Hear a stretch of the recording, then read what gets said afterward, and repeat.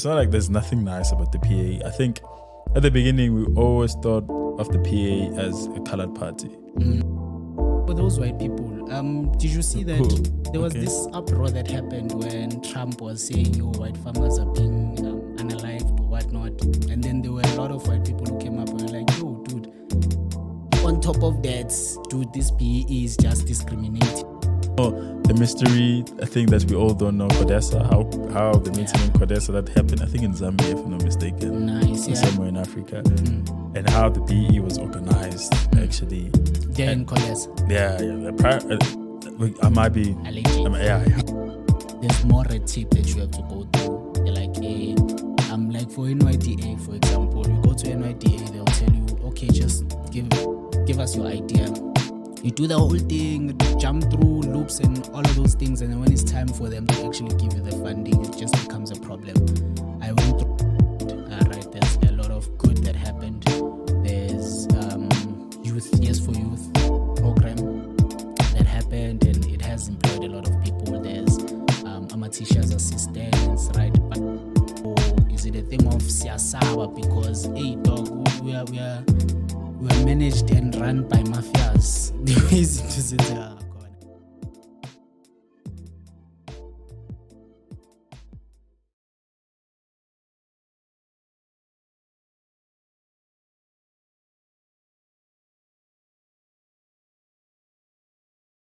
For the ones who are joining us live, I'm not sure what StreamYard allows you to do, but I'll need you to try and interact. If it allows you to send comments or 1 hour is fine. 1 hour. Thank you, sir. So get those comments and then add them post production. Hello everyone. This is Unhlanhla Gankala. I am your host with the most from A Safe Space. With me, joining me live on the call, we have Umzwake, the guy who's supposed to be my ghost guy today. I'm just gonna apologize to everyone who's joining us on the link. I should have been more organized or whatnot, but officially now we are starting. Today we are talking about youth on politics. Why is the youth not so interested in politics in general? Like we don't play like that. We don't. Okay, some of the guests have joined us. I'm seeing there's more people joining us on the live. We're just gonna try and because we're using my phone's audio, so we're just gonna try and be audio. We start somewhere. Yeah, so yes, thank you so much for everyone who's joining us online and all of that. We hope this is gonna be a very lucrative and engaging conversation. Today we are talking about youth on politics. Like I said, it's Youth Month. It's like 1 year after. How long has it been since the GNU was formed? It's been quite a year actually. It's been a year. Yeah, the last elections were 2024. Yeah, They were 2024, and it was May. And I remember. No, don't worry. I can see I'm checking out the comments here actually as we're speaking as well. Oh, there's people Just who's to actually see. commenting. Yeah. Actually, Okay. on the but yes, we can. Okay, so like I was saying, you were saying the elections were last year. If I'm not mistaken, the GNU was last year. Yeah, Yeah, because last time we had this conversation last year. Right? Yeah, it was last year. Like around June. Was it June? Yeah, no, it wasn't June. It was the day before the actual elections were supposed to happen. Yeah. And then a lot of things happened that we predicted on the first episode, like the GNU being formed and the ANC losing a lot of its votes. That happened. But a lot has happened that we did not predict, like the ministers that were appointed as part of the GNU. So a lot has happened. We're just going to try and dissect that. It's just unfortunate that, is this thing still live? Okay, I think we are good now. So we're just gonna be having an open conversation. I have someone in the live who is actually very high. He's the youth league head. Yeah, like he's like the head. He goes to all the meetings. It's just the big guy there. Hey, he should have been here then. Eh? Why? Because you have too many. Who was it? Muzi Kabelo. Yes. Who? Kabelo. Kabelo. Okay, it's Kabelo yeah, Golden. Yeah. Kabelo Golden is Pito. like yeah. Pito, Yeah. yeah. He calls himself Golden, so I just call him Golden. Yeah, so he's like the youth league leader for PA, and something interesting happened before the elections. We knew Gayton McKenzie, Honorable Gayton McKenzie, Timer, was there, and then he wanted to take Minister of Policing. He wanted to take. He wanted like a lot of home affairs. He wanted to do that with his campaign, Abahambe. That ended up not happening. And then he got Minister of Arts and Culture. From my side, I feel like he's the most active out of all the people who were elected Kulea GNU, because as soon as he came in, he released a list of like a lot of things. And it was there, right? It seemed like he was active. And then after that, he made spinning a sport, which was very nice. It was well welcomed within the colored community. And then I don't know what's happening now. Maybe Kabelo can tell us what's happening in the political landscape when it comes to the GNU and the PA. Kabelo, can you hear us? And Gayton McKenzie. Yeah. I think. Is he saying something there? Yeah. Okay, Kabelo can't. Okay, Kabelo's trying to say something, but can he unmute his mic?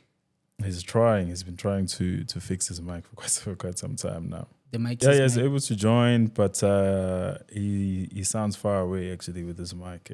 Okay.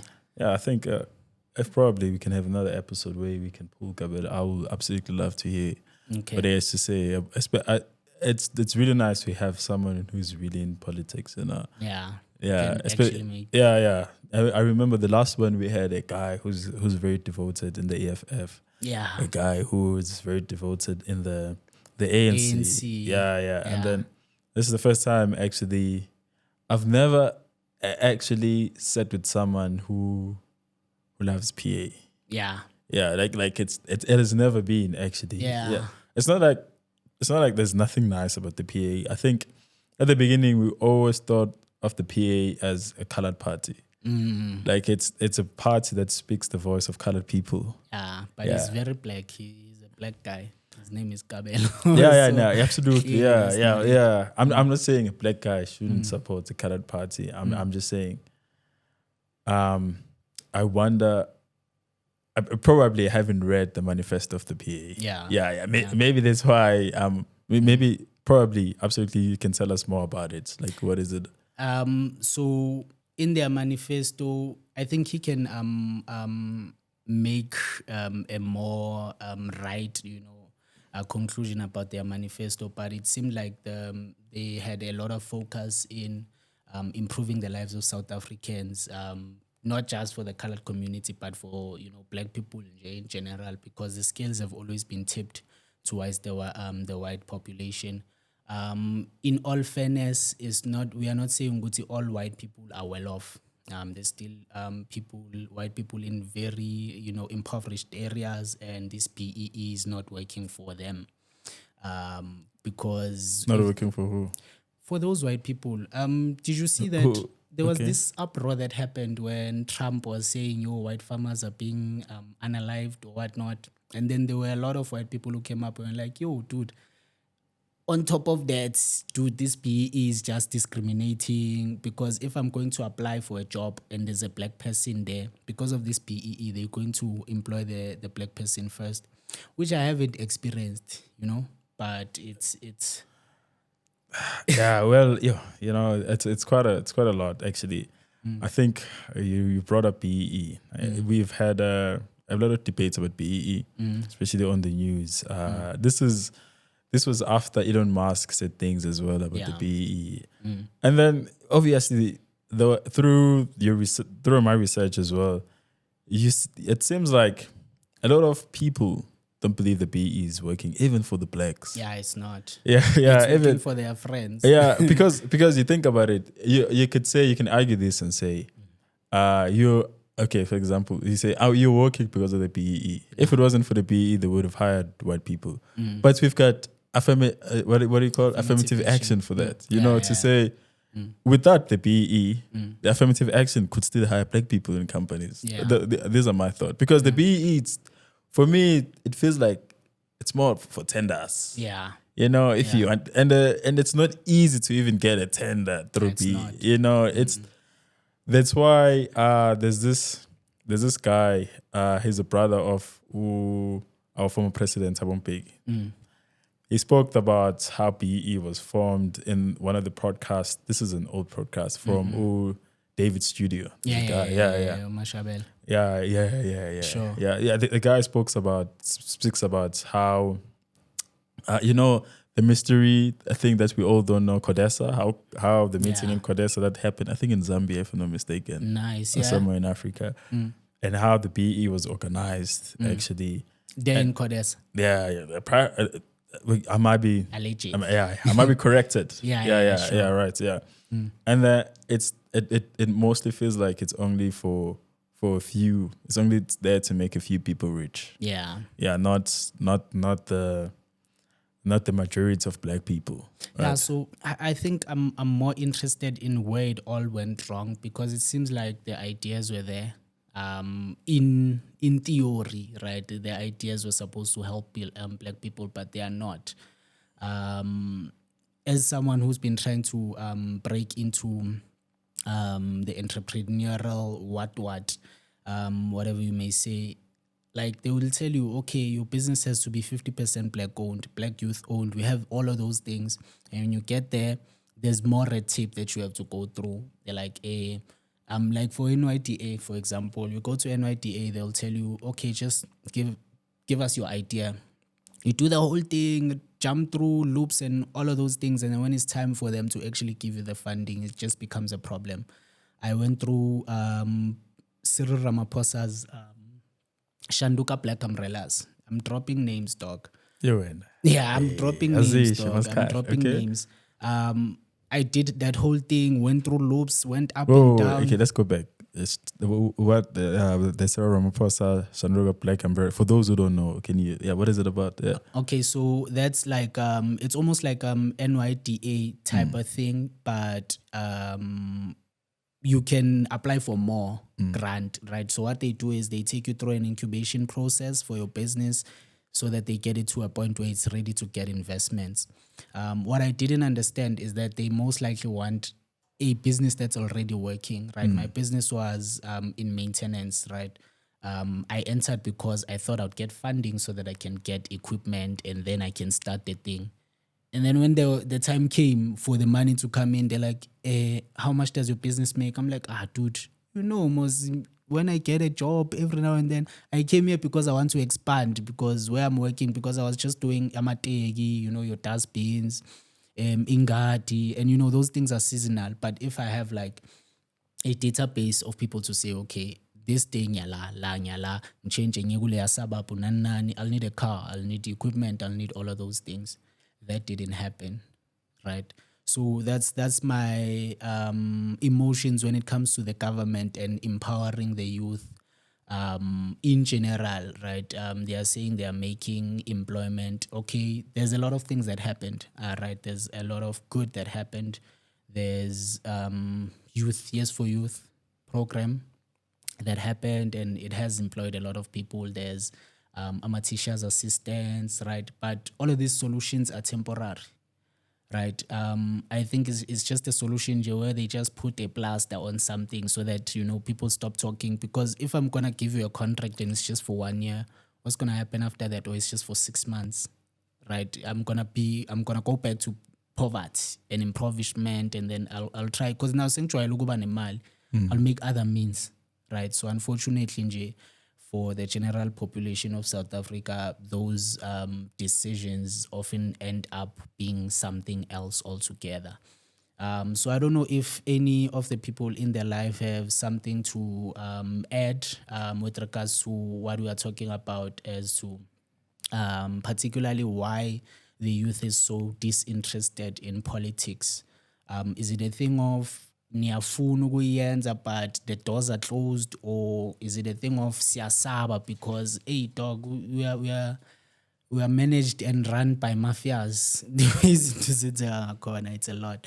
But maybe I can get your opinion on it before we go on the live. Okay, cool. No worries. Yeah. Okay, cool. So firstly, just addressing people on the live. I don't think like people can hear us or connect with us. I'm just looking at the comment as well. They can't hear us. Well, they probably can, but they don't feel part of. They don't feel like they're part of the conversation. Actually. The mic is not working for them. Yeah. As they might like, actually, to be more verbal. Have they added themselves to the studio? They're supposed to click on the thing. They're supposed to click on their icon, like on StreamYard, so that they can be added to the stage and then they can be able to make comments and stuff. I think they need to be a tutorial.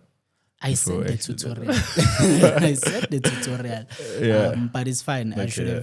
We should have prepared more, but let's just get your views and then Yeah, no. I think I feel you. I get you 100%. Actually, someone else will come and say, "Black South Africans are lazy."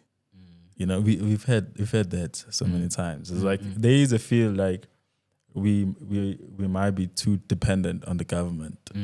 Like you know, it's like we've been.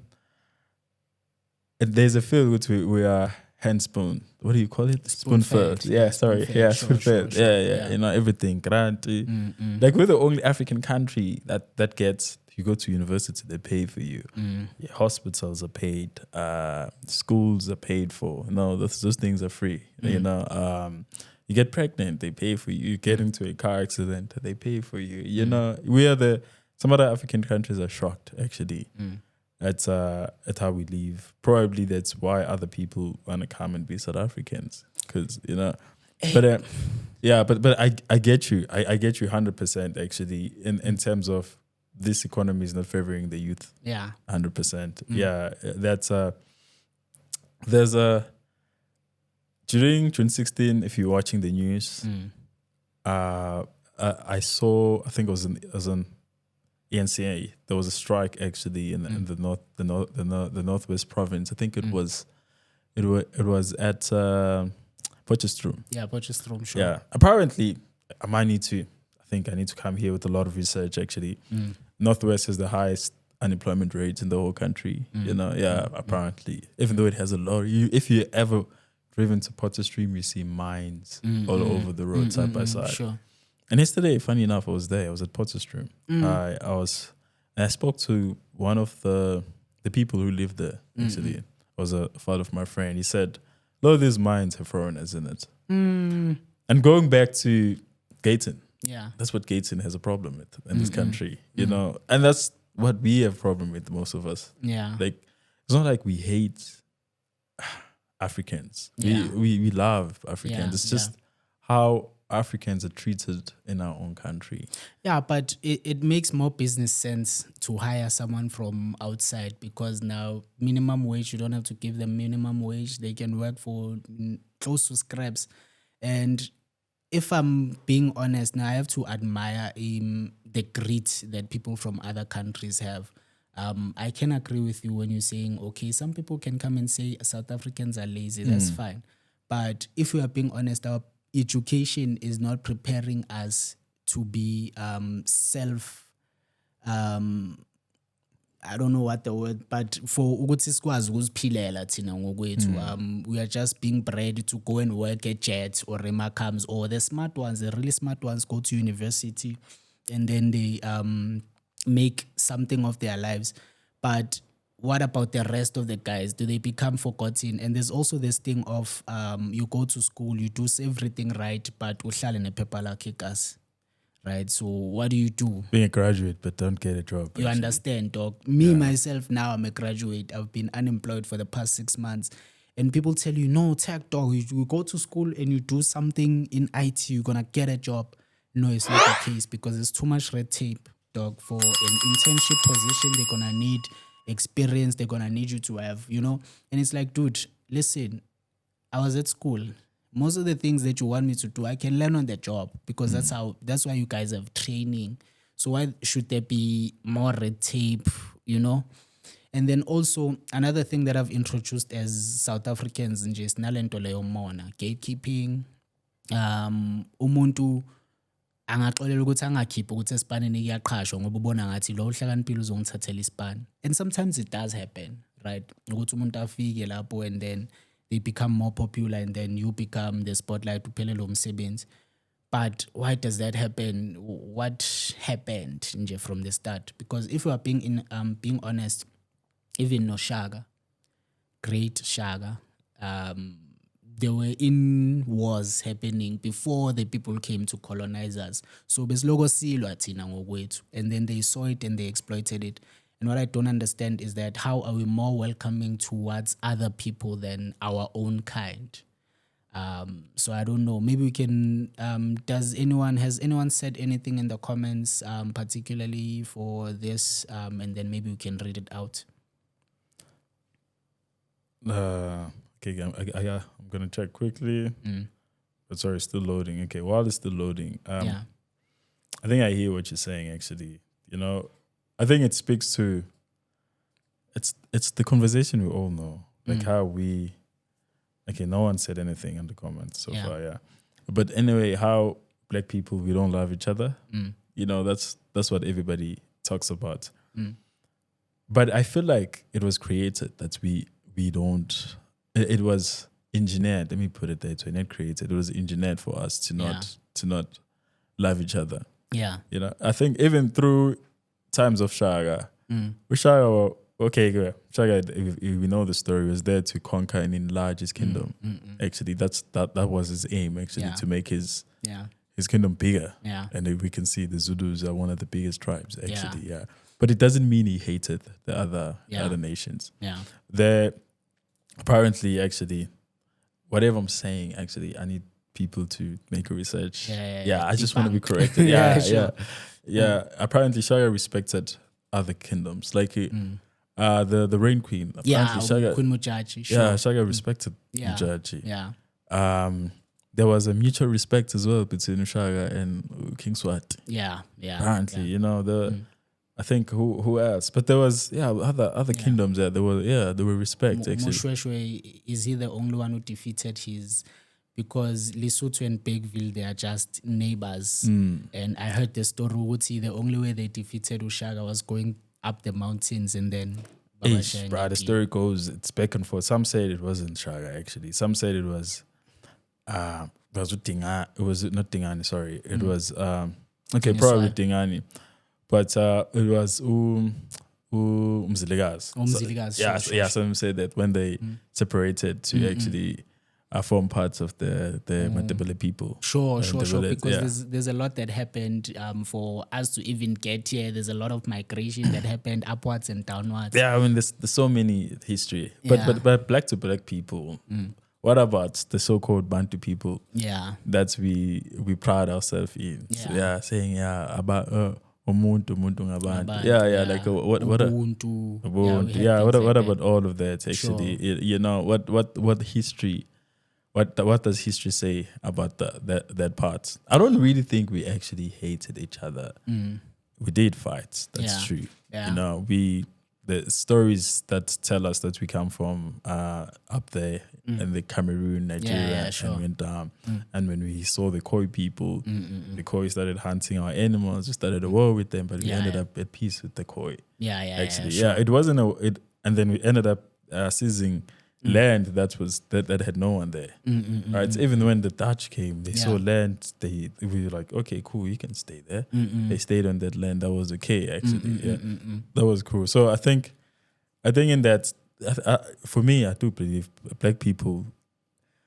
originally are kind people. Yeah. But they were engineered to hate each other. That's why when you go to Soweto, you've got Zola, Sadi, Naledi. I'm a box. To separate her. To say Sutu is one side. Zulu is one side. You know, And we are so far from our workplace, so we're not even gonna exactly. You know, So that all was engineered. Because if we are united, we might defeat the enemy. Nah. You know, it was so bad that black people had to create another language in order for white people. Exactly. To make sure the whites don't understand what they're talking about and all that. Yeah. Yeah. And also I was watching this other podcast. It was Penwell. He had Unhlanhla Lux there and this other lady who's an attorney. I forgot her name. So they were talking about why black people are so this Nale mentality nani. And then they mentioned Ibrahim Traoré, very great man, making waves in Africa. You also said something about South Africans are lazy and all of our things get paid for. That guy is pushing so that education is free in Africa because he understands which once you emancipate a black person or a person in general in education, that's where they can actually make decisions for themselves and they can, improve their lives.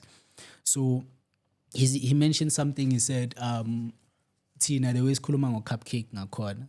I mean, we are the only country in the world who has nicknames for presidents, right? For very influential people.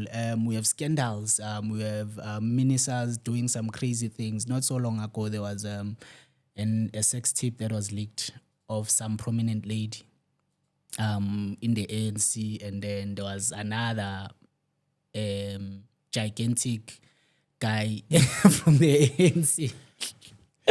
So my question is, are we politically educated as South Africans and as the youth to basically think because the ways into Ngakona, the youth, we don't care. Like, we don't care what happens to the country. We don't care about politics, but these people, the decisions that they make, they affect us, right? I wanted us to talk about global politics. Now what's happening, there's a Ukraine war happening. It's been happening for a long time. There's Iran and Israel now.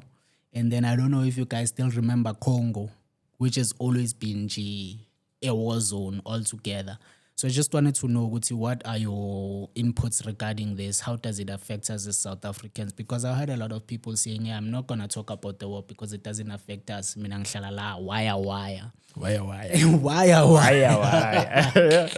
Yeah. So I don't know, what's your take on that one, the global conflict that's happening? Are we closer to World War III? Nuclear, what is that what's happening now? Yeah.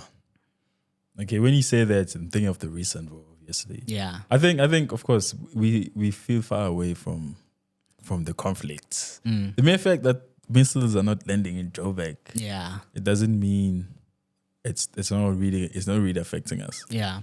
So for me, okay, you spoke about a lot of wars, but the recent one, let me just specify the one that's Iran. the Iran and the Israel war. Sure. Yeah, just a brief. Okay, I don't want to go back into history, but why it starts now, the way it starts, you know, it's not because obviously Iran is trying to. It has its own. It claims it's not forming any nuclear weapon. It has nuclear programs, actually, right? Yeah, uranium. But they're saying it's for NH. Yeah, right. They're just doing, but Israel is afraid. It's like, nah, man, these guys. I think they might be getting close because the uranium is becoming purified, man. Yeah. It's like these guys are going to form a nuclear weapon. Yeah, sure. They are closer to it, therefore we have to bomb them. And then this is. They've been saying this for 30 years, more than 30 years. They've been saying the same thing. That's it. They've been saying Iran is getting closer to forming a nuclear bomb. For everyone who they've bombed, Saddam Hussein, who's that guy who was, that guy gave them a problem. The one who was killed by Obama, Bin Laden. Yeah. They said that about him. They said that about Gaddafi. They said that about a lot of influential African leaders. So or Middle East as well. Isn't it in Africa? What? Middle East. I've always getting those confused. No, it's in Asia. It's in Asia. Yeah. Okay. Yeah, Middle East is like Yemen. Oh, yeah, It's like Qatar or United Emirates. It's in the Middle East. Oh. And you can't say Dubai is in Africa. Oh. Yeah. Well, yeah. But on the continent, where is it like specifically? In Asia. It's in Asia. Yeah, it's part of Asia actually. Oh, I thought it's that Tambonyana, that Bonyana, that's in that's Africa, connected to the rest of Europe. It's part of the Middle East actually. Okay. Yeah. So saying? So the war. So of course, Israel decides to bomb the nuclear stations, the ones that it can't bomb. There's some that it wasn't able to because they're deep underground, right? In which the US is the only country that has a type of bomb to dig deep actually and bomb something beneath the you know. Yeah. So after Israel bombed nuclear places and some of the scientists and the military leaders and in Iran. Iran started to shoot missiles. Actually, thousands and thousands of them. Actually, it was a first time looking at the news. You listen to Israel has an Iron Dome, Dawn Sling, something like that. These are defense actually to fight against the missiles if they come, and then these things will intercept them, right? But at the same time, you had Iran constantly shooting. They were bombing hospitals in Israel. They were bombing scientific areas, buildings, actually. But that's what happened in Gaza, my war. Exactly. And this war is getting closer to being expensive for Israel. Because apparently Iran has missiles that they can shoot for 3 months. And they couldn't sustain the war for 3 months because those Iron Dome, they're like more than 2 million or something. And if they... Every day missiles are coming. It was coming around 12 billion actually per month that they had to spend in that war. Right, it was becoming very expensive actually. And then of course Trump came in and saying, apparently this actually happened. They were supposed to have a negotiation table before the bombing. They're supposed to negotiate this about the nuclear program because whatever Obama signed, Trump said this is crap. So I think Obama signed something like, you guys can have a nuclear program, but don't build an atomic bomb. And then there was an agreement. Which makes sense. Yeah, but Trump is like, no, this whatever Obama did is nonsense. They scripted out, actually. But what's crazy is that I did some research here. There's this top study, an organization that actually is like a census for countries that have nuclear bomb capabilities. And then in that list, Israel was there, America was there, India was there, China, Russia. We are not there because of some deals that were made. We did have it, but those deals were scrapped. But Iran is not, it's not in that list. And then I asked AI some more. I'm like, listen, are there any signs that Iran is building nuclear bombs? They're like, no. The signs are just that they want to have their own stable, form of energy. And then do you think the war is about something more? Because there's no sign to say Iran is making nuclear bombs. Yeah, okay, but wait, let me answer how does it affect us? Let me get into that quick, actually. Sure. Yeah. How would this... Okay, cool, yeah. That was a summary of the war. And the US came in, decided to bomb those underground. And nuclear saying is going to attack military bases in the US where the US army is there. But in terms of South Africa, how does it get into us? Yeah. I feel like 2 ways, right? Number one is Iran has a lot of oil. Yeah. And I think, if I'm not mistaken, it controls the Gulf Sea, something like that, where a lot of ship passes there. Yeah. So it's going to affect trading. Now we're going to have the Houthis from Yemen and the Somalians are taking ships that are passing there. So trading is going to be affected. I feel like oil as well is going to be the price of oil. Now petrol in South Africa is going to be expensive. And we know what that means. If petrol increases, it's more expensive. Food increases. So the standard of living in South Africa becomes tougher. So even though it's a war there, but now it hits on us. Yeah, that's how it affects us. Yeah. That's the bad part. The good part of this, what is supposed to be a good part, but I don't know how it's really assessed. It's ships are going to have to take a long route now to go to China or to Asia, in which they need to pass through South Africa to refill. Oh, And that's for me should be a benefit from us. It's okay, we're getting we're able to supply global trade now. Even though it's expensive to them, but hey, listen, but can we maintain the demand? Hey, listen, the last war we were kind of like unable to. There were ships stuck in the ports because they were. Here's the thing: they were unable to text them. That was the thing. We don't know how to text you guys. Because there's someone that needs to go to SARS. They don't know how to do the calculations and all that. So if we were smart enough, that's a kind of our loophole actually that we can tap into as a country. You know, even Cyril Ramaphosa was talking about tapping into the eco energy, the harbors in the country actually. Yeah, and we are between two oceans, dude. Yeah, so exactly. Yeah, so that's the benefits and the disadvantage of this actually. But there's more disadvantage than the benefits, to be honest with you. Yeah. So that's Do you think we are politically ready to do something like what Ibrahim Traoré is doing? Because if that happens, dog, we have leaders who've made a lot of deals with a lot of leaders who don't want anything good for South Africa. So how is that going to... so if, for example, we are like, yo, listen, every colonizer must leave this place. Is it a Zimbabwe situation? Yo, you can't really say, yo, every colonizer leave this place. That's deep, dog. That's crazy, man. No. That's insane. No, that's It's not gonna work. Yeah, but the thing about Ibrahim Traoré, damn man.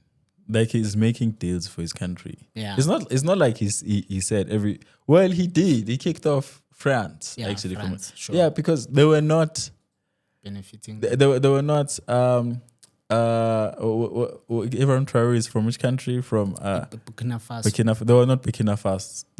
They were not part of Burkina Faso. It's like white people are part of South Africa now. Yeah, it's a different. Oh, yeah. It's a segregation. Like, you are white, you are black. No. It's like there was the army that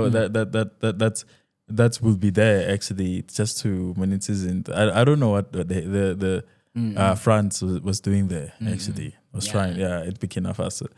Yeah, but anyway, Ibrahim Traoré is like, you know Thomas Sankara. Yeah, it's like the nowadays Thomas Sankara type of thing. Yeah. Is South Africa ready to do what Ibrahim Traoré is doing? That's what I'm asking. We have a lot to lose. To say, imagine we standing up. If we do that, you know what that means? That means we take our minds and make it ours. The minds like that in South Africa. That's what he's doing. Yeah, I'm saying these minds. Nationalize them. Yeah, we're nationalizing the minds.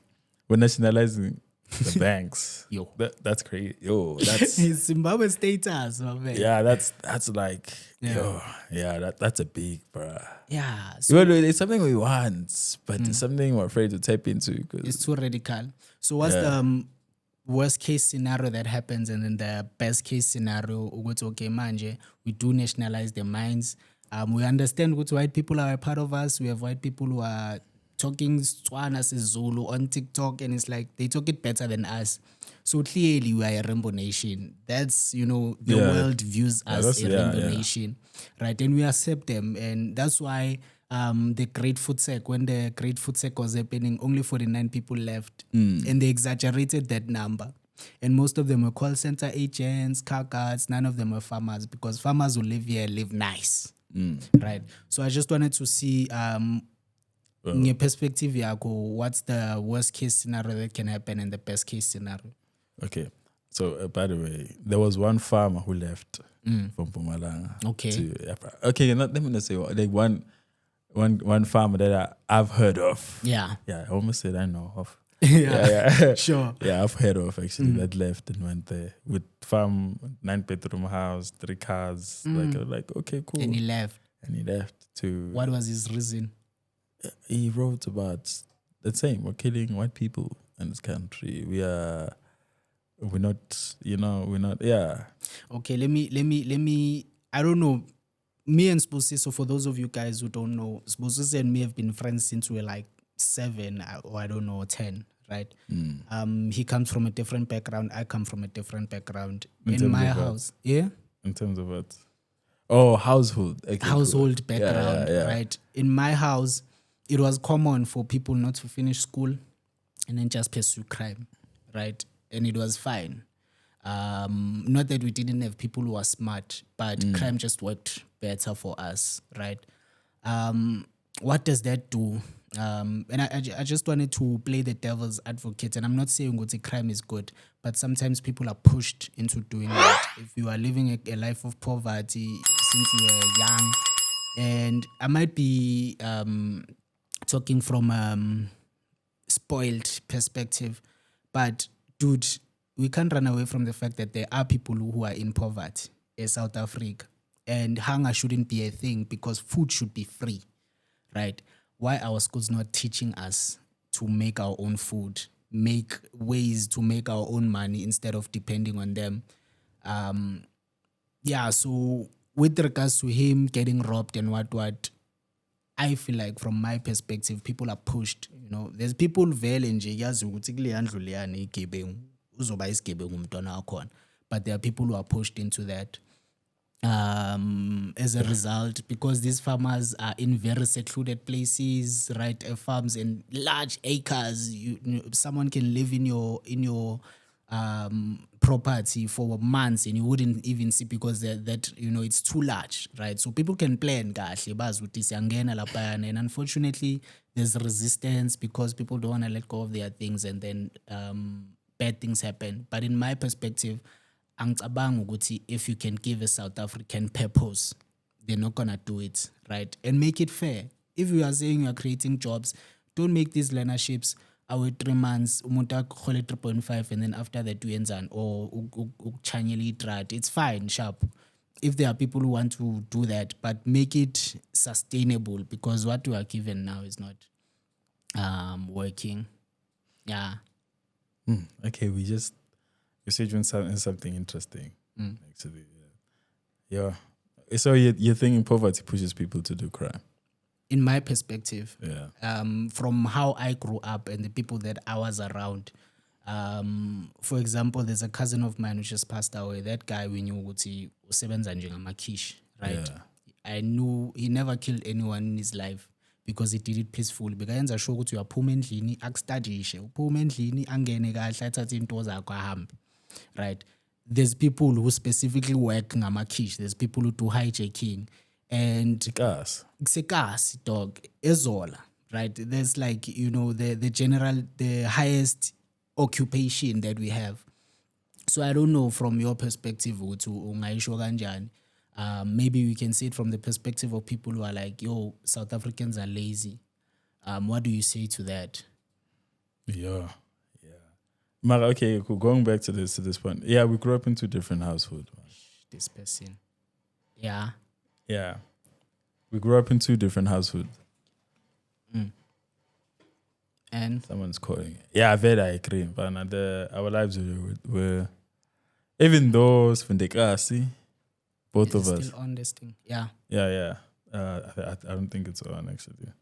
But yeah, even those, both of us, Angyang is Ngamden. Yeah. Angyang is Ngamden, dog. I didn't go to the only Ngamla to almost Ngamla. I went on was a Catholic school in primary, as a Holland. It's a class and I was still a class, Yeah. They were growing up because it was different household, Abanye back ran blind. Abanye we got better blind. Actually, it's really tough. Actually, couldn't gazi utalana la tough la. The mama can nini mthole ejwaleni njalo tsawu mama kabanibando yeah very fit too. And then siyazi abantu abashaya crime ekas. Laba crime into zabo and all that. Yeah, it was like that if it's and it's like there were 2 different economies in the same township. That's how growing up as well. Nkule, okay, I'm not gonna lie, saving lamba. But I was okay actually. I was okay than maybe than me. No. Okay. Well, yeah, okay. But there are people who are well off than I was, than my family. Actually, let me put it that way. Cause but at the same time, and going back to a crime actually, and how it shaped us, But we used to brag about being chased by the police. Yeah. All those things sounded cool actually. My thing is, like you said, we have amakas and they're built like boxes. So if you spend most of your time uhlezi lana and endlini bag stressor, you're gonna end up falling victim to this thing. Because now ngiyazi mina ngisakhula, they were against awuthehlale ekhoneni idlala ama-dice. They never wanted that. So it's not that because I come from a underprivileged background, they were perpetuating. They wanted good for us to happen. It's just unfortunate that we had a high dropout rate in my family and stuff. In my perspective, if I was given an opportunity to make a change, I would. And also, I think poverty has been engineered in such a way that it becomes a part of us, particularly to these townships and stuff, because we still get people who are like, siyahlupheka. And allow magama manye nje asenza ukuthi siqhubeke sihlupheke. So I think it's just one of those things nje where it's subjective.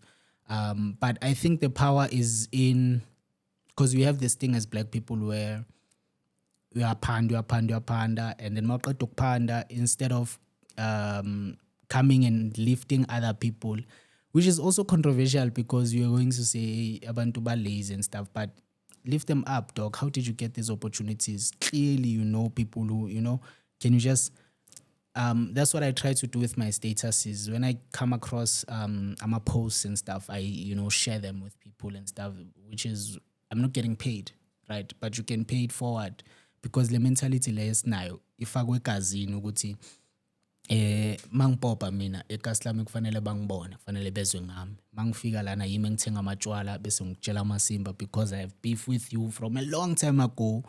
And then I was like, yeah, lona ungijwayela kabi ungithathela uchiri. You know what?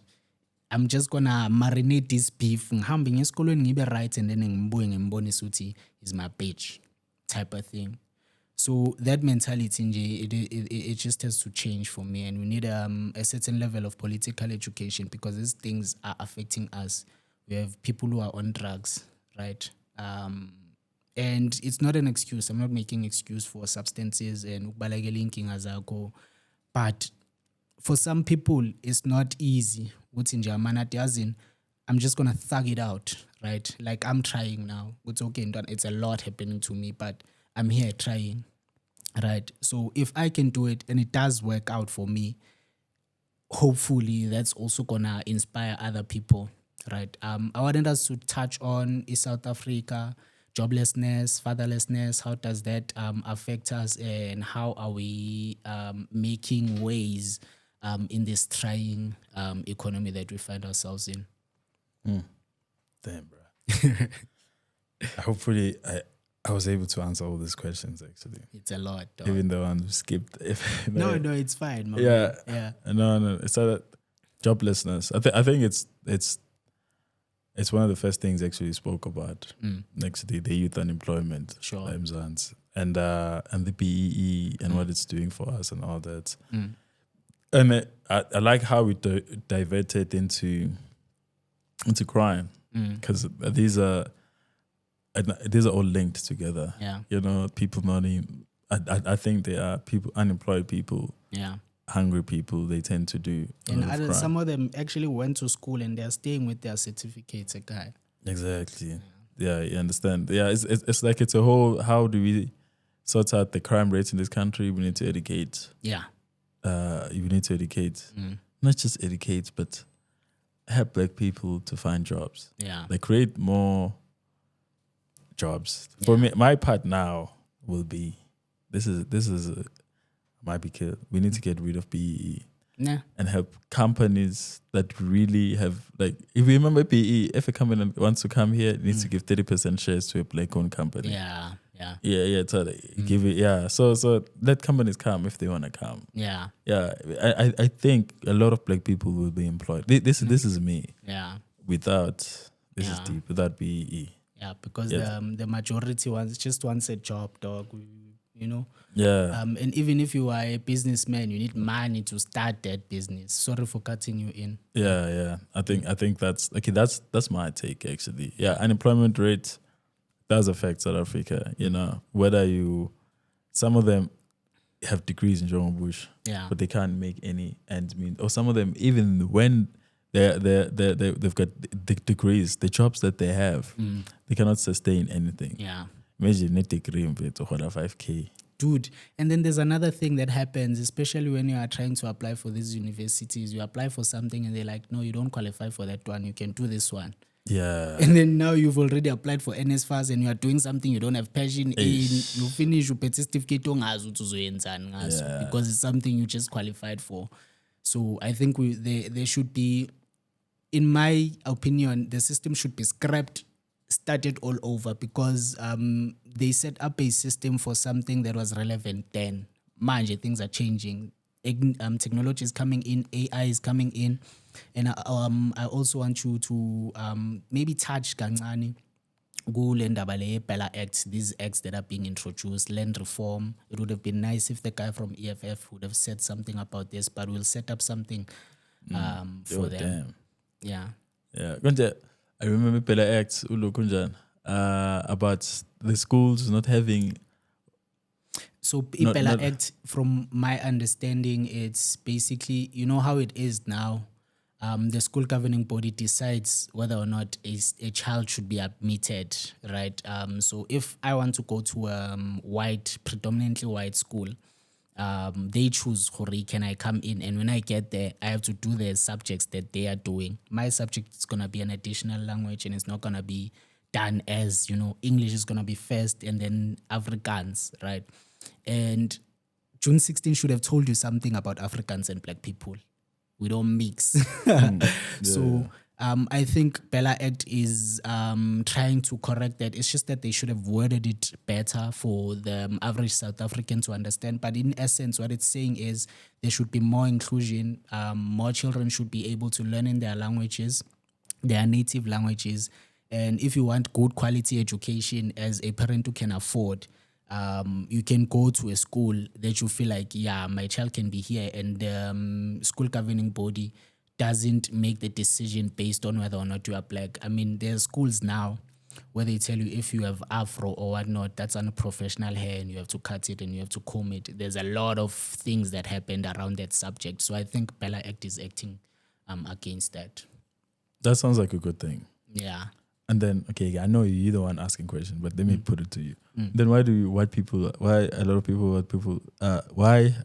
lot of people striking? A lot of white people, why are they striking? From what I'm getting, it's as if we are trying to dilute what they have. What I've noticed about particularly the Afrikaner people, and there's something interesting about that I read about Afrikaans, the language. We'll talk about it. Yeah. I think same, yeah. But they feel like we are trying to dilute them, because if now they can't be gatekeepers for their schools, because one thing's for sure, if you go to a predominantly white school, you are more likely to get more opportunities later on. I only realized that when I went to tertiary.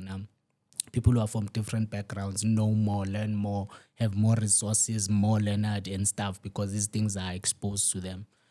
So I feel like Afrikaner people are like, you guys are trying to dilute us. But in what way? I don't know, dog. They are trying to preserve their culture, I guess. Is it better X saying no to Afrikaans? I don't know, dog. Yeah. I don't know. Okay, let's research more about the Bella Act. Yeah. And then we can come back, because I've heard about it. I listened to it, but I didn't go deep, to be honest with you. Yeah. And then land reform, Land reform. I think that's it. Yo, that's a deep one, man. Yeah. That's a very deep one. Okay. Speaking about my trip in Northwest, I was the guy I was visiting actually had a big yard. But the house was fairly nice. Actually, that yard and that house alone can fit Amadlala I5 is it. Yeah. 5 houses. Yeah, Namacharitabo. Yeah. Okay, sorry. And they are yachts, actually. Yeah. You know, I remember having a conversation with one white person actually about this, and talks about no one owns the land. You also don't come from here. Yeah. The only people who are here are Khoi people. The problem is that the issue that we're having is that when white people came, we were like displaced people. Yeah. It's okay for you to come in and find land and stay in it. And let people stay where they are. Don't actually start telling people where they should stay in order for you to control them. Take them from, remember, what is it, D14? What's it? Migrant labor. Yeah. What happened was they took us from the rural areas, because there was this guy, Port Shepston. Apparently was a white guy who could even speak all of the African languages, and he got into us and he told us, yo, listen, Lobola has to change. This is not wealth. You guys have to go and work. Because Ilobola, it used to be a thing of families coming together. What do you have? We have this. We make it together, and then these children can have something when they start their life. But now it became a thing of, if you don't give me 50,000, you are useless. And then now the guys had to come and work. Then Bashia Bafa as a mover, and then a whole. I feel like that's a major contribution to fatherlessness, because it perpetuated and it just kept on and on. You were saying? Abafazi mabafika goal bathola abanye abafazi bayenza abanye abantwana, and then now abantwana babo bakwatile. It's a lot, dog. It's a lot. And then now a weird thing happened. Mawubuyele emakhaya, they admire us as if we are making it like us, but they are the ones with the wealth, dog. They have the land, they have the livestock, and that's the ideal life. But do we go back now? I think this was Trevor Noah. He said, we've moved into a phase where we now buy community. Like in a community, emakaya ingane yakho uyakhona ukuyishare nobani yabona someone can come acleanele indlu yabona umakhelwane wakho nje. Now we have to pay people. Yeah, we're paying for community. We pay umuntu akadele ingane, umuntu akcleanele. The economy is tough, man. Yeah. I was hoping with these last few minutes that we have, we can just play a game, because you are the most well-learned person I know when it comes to history. Fact or fiction, right? Fact or fiction. I'm just going to go in Ngaleaga Mandela. The youth, I feel like a majority of the youth is having conversations around, this guy sold us out. This is not the real Mandela. The real one died. This one is, who they call him? Makanda. Gibson Makanda. Is that fact or fiction, according to you? Yeah. You said two things. For me, it's mostly fiction. Yeah. Right. I think for me, Mandela did what he was able to do. Yeah. But I fake, actually, I think his family would have seen. It's a conspiracy. But Winnie Madikizela, didn't she say something about Magapum?